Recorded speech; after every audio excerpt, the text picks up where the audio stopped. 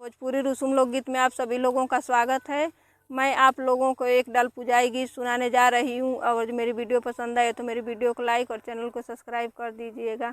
हम तो अंगना लिपले रहली पियरी माटी से, ससुर साले अइले राती के।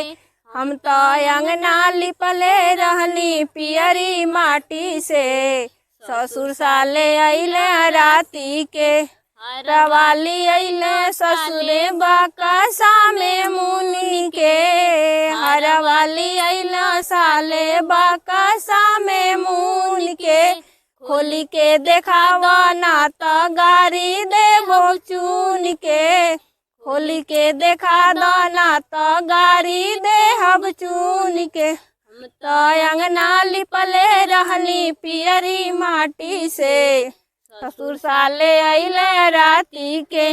हम तो अंगना लिपले रहनी पियरी माटी से, ससुर साले अइले राती के। नथिया ले अइले ससुरे बाकसा में मुनि के, नथिया ले अइले ससुर बाकसा में मुनि के। खोली के देखावा ना तो गारी देबो चुन के। तो अंगना लिपले रहनी पियरी माटी से, भसुरु साले अइले राती से।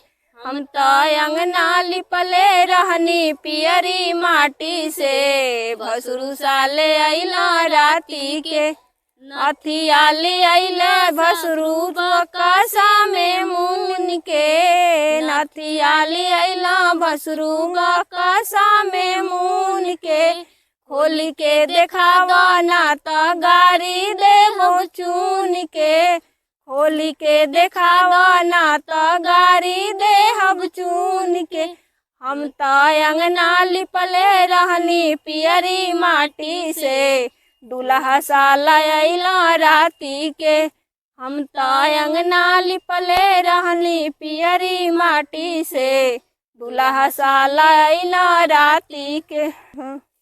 टीका वाली अइले दूल्हा बाकसा में मुनि के, टीका वाली अइले दूल्हा बाकसा में मुनि के। खोली के देखावा ना तो गारी देहब चुन के, खोली के देखावा ना तो गारी देहब चुन के।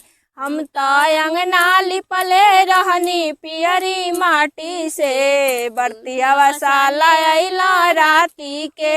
हम तो अंगना लिपले रहनी पियरी माटी से, बरतिया साला अइले राती के। साड़िया ले अइले साले बाकसा में मुनि के, साड़िया ले अइले साले बाकसा में मुनि के।